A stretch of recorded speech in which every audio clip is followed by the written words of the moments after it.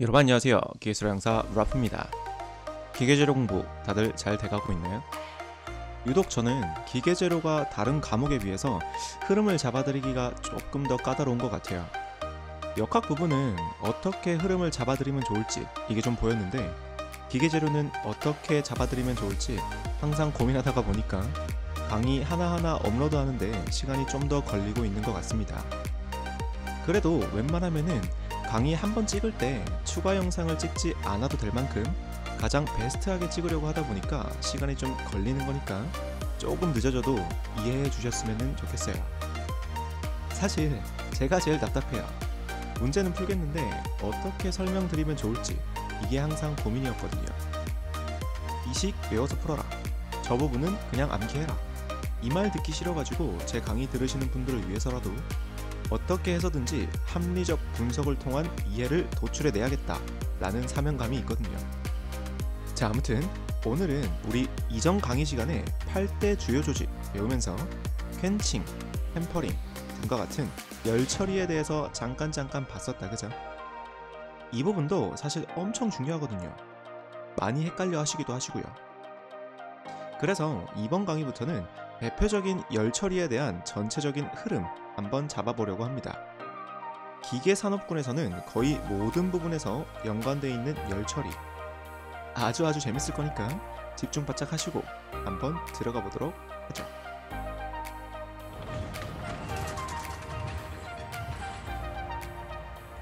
첫 번째는 담금질이라는 열 처리 방법이에요. 퀸칭이라고 많이 들어보셨다, 그죠? 담금질은 고온으로 가열한 금속이나 합금을 물이나 기름 따위를 이용해서 급속하게 냉각시키는 열처리 방법을 얘기해요. 소입이라고도 말하는데요. 선생님, 아니 한글이랑 영어만 알면 대체 왜 한자까지 알려주시는 건가요? 하시겠지만 실무에서 일하시다 보면은 한자로 배우시게 되는 경우가 많으실 거예요.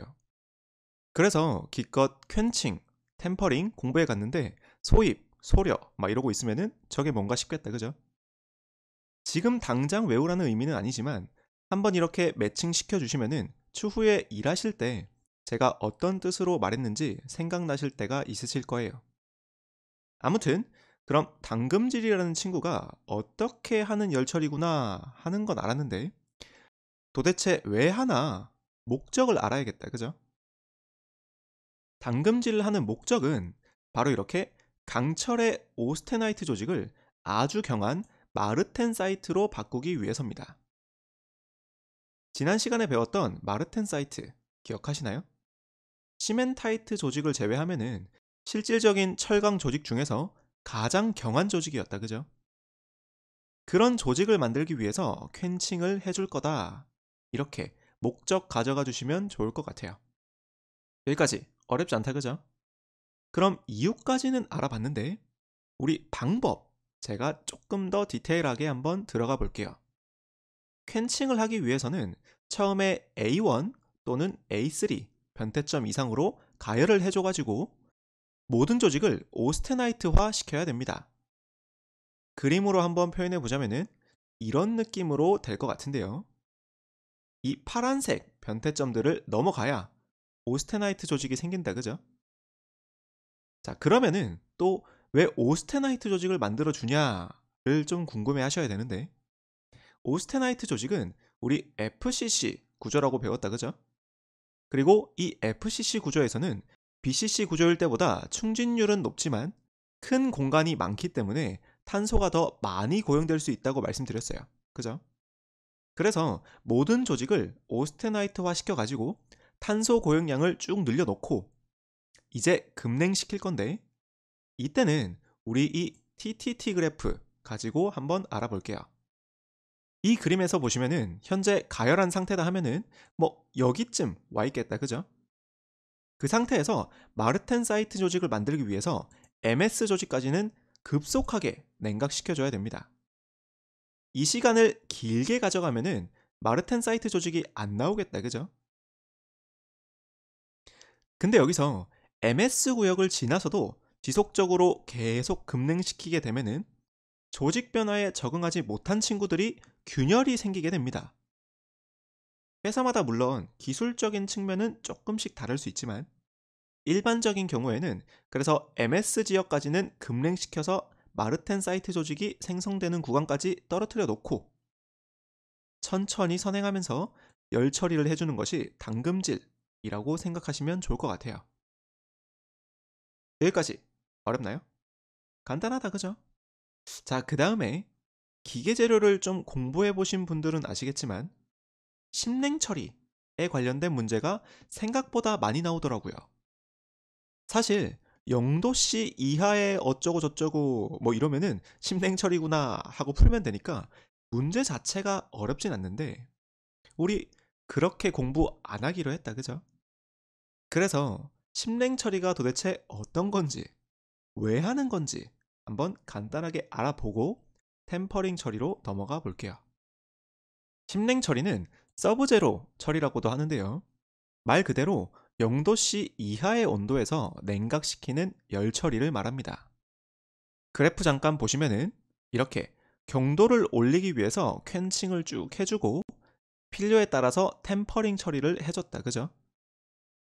근데 심냉 처리는 이렇게 퀸칭을 한 직후에 다시 한번 0도씨 이하의 온도로 냉각시켜주는 작업을 해주게 될 거예요.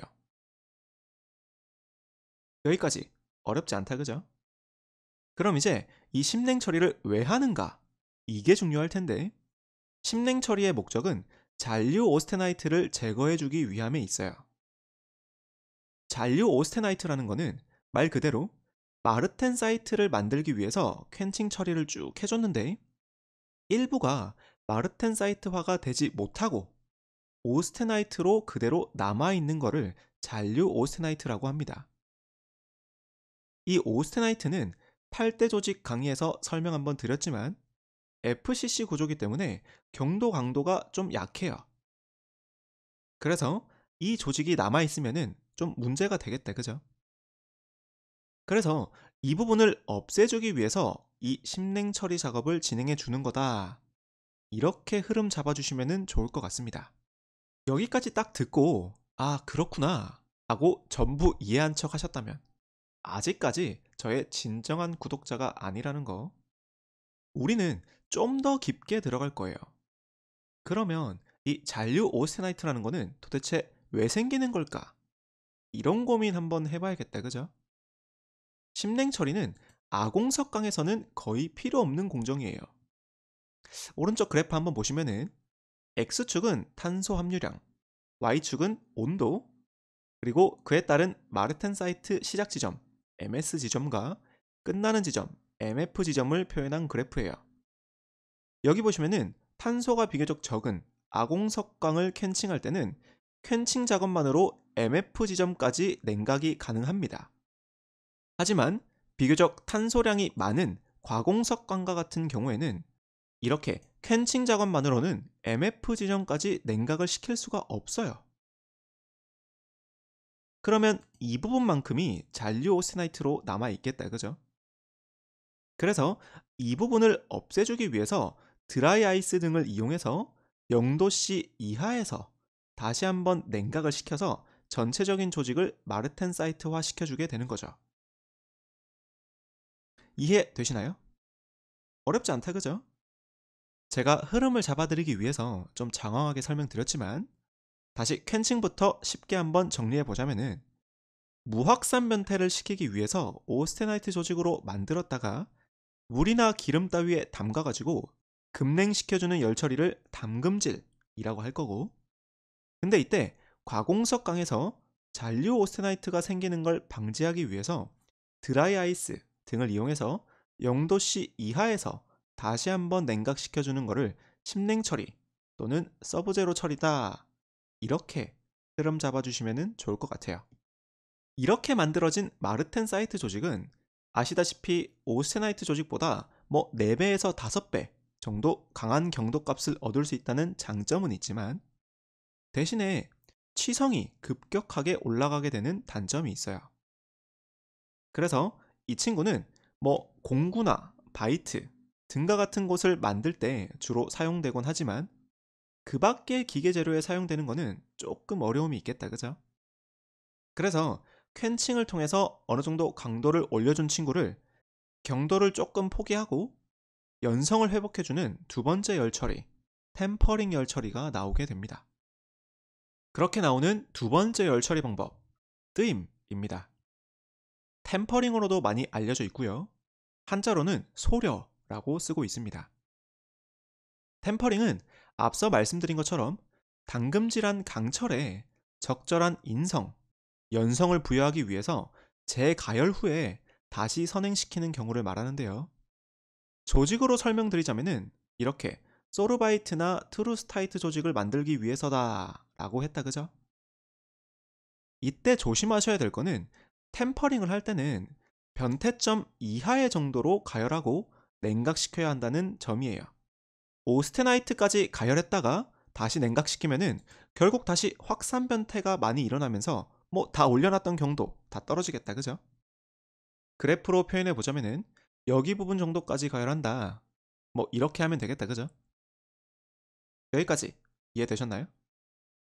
보통은 퀸칭과 템퍼링 공정은 함께 가져가는 제품들이 많기 때문에 이 두 공정을 합쳐가지고 큐티 처리라고도 많이 줄여서 말하기도 합니다. 그리고 아직 우리 배우진 않았지만 조금 공부하시다 보면은 이런 의문점 많이 드실 거예요. 선생님, 경도를 끌어올렸다가 다시 낮추면서 인성을 올리느니 처음부터 한 번에 맞춰가지고 열 처리하면 되는 거 아닌가요? 이런 궁금증 생기시는 분들 계실 텐데요. 이 그래프 보시면은 오른쪽이 큐티 처리를 한 강, 왼쪽이 일반적으로 공냉시켜주는 열 처리인 노멀라이징 처리를 한 강종인데 Y축 보시면은 인장 강도 값이다, 그죠? 이렇게 큐티 처리를 한 것과 노멀라이징 처리만 한 제품은 보시는 것처럼 강도랑 경도 값이 차이가 많이 나요. 그래서 두 번 공정을 나누더라도 더 질이 높은 큐티 공정을 많이 가져다 쓰게 되는 거죠. 어떤가요? 당금질과 뜨임 어느 정도 이해되셨나요? 이 두 가지 열 처리 방법은 철강 산업에서 근무하시게 되면은 높은 확률로 알고 계셔야 할 열 처리 방법이 될 거라 생각합니다. 이론 강의 여기서 마칠 거고요. 또 기출문제 한번 풀어보면서 다시 정리해보는 시간 가져보도록 할게요.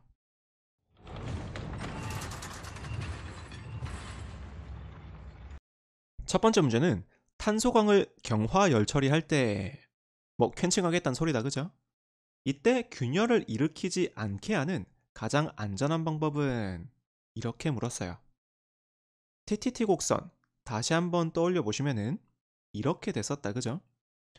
오스나이트까지 쭉 가열한 다음에 MS 지점까지는 무확산 변태를 시키기 위해서 급냉 시켜주게 될 거고, 그 다음에는 계속해서 급냉 시켜버리면은 무리한 급냉으로 인해서 조직에 균열이 갈 수도 있기 때문에 MF 지점까지는 선행한다. 우리 이렇게 정리했었다, 그죠? 그래서 정답 한번 찾아보시면은 1번 하시면 됩니다. 두 번째 문제는 탄소 함유량이 0.8%가 넘는 고탄소광의 당금질 온도는 이렇게 물었었다, 그죠? 우리 당금질 조직은 오스테나이트 조직까지 가열한 다음에 냉각시켜주는 열처리 방법이라고 했는데 과공석강에서는 이렇게 A1 변태선만 넘어가면은 오스테나이트 조직으로 변하기 때문에 답은 1번 하시면 됩니다. 참고로 문제가 아공석강 여기 부분을 물어본다면은 아공석강은 이 A3 변태선을 넘어가야 되니까 답 3번 해야겠다, 그죠? 이 부분은 조금 조심해 주시기 바랍니다. 세 번째 문제는 0도씨 이하의 온도로 냉각하는 작업으로 잔류 오스테나이트를 마르텐사이트로 변태시키는 목적으로 하는 열처리는 이렇게 물었는데 이 그래프 한번 떠올리면 되겠다, 그죠? 과공석강에서는 일반 퀸칭 작업으로는 완전히 MF 지점까지 냉각시킬 수가 없었기 때문에 MF 지점까지 냉각시키기 위해서 드라이 아이스 등을 이용해서 0도씨 이하로 다시 한번 냉각시켜주는 열처리를 심냉 처리 또는 서브제로 처리다 라고 했다, 그죠? 그래서 정답 찾아보시면은 4번 하시면 되겠네요. 마지막 네 번째 문제는 당금질한 강에서 연성을 개선시키기 위해서 쓰이는 열 처리 방법은? 이렇게 물었는데 뜨임 또는 템퍼링 처리다, 그죠? 그래서 정답 1번 하시면 됩니다. 어떤가요? 네 문제 한번 풀어봤는데 정리가 좀 되셨나요? 사실 한 번에 어닐링과 노멀라이징, 열 처리 방법도 같이 설명해 드리려고 했는데 그럼 좀 흐름이 안 잡히고 시간이 길어질 것 같더라고요. 그래서 이렇게 나누어서 설명드리는 게 좋을 것 같아서 이번 강의는 캔칭과 템퍼링에 대해서만 다뤄봤습니다.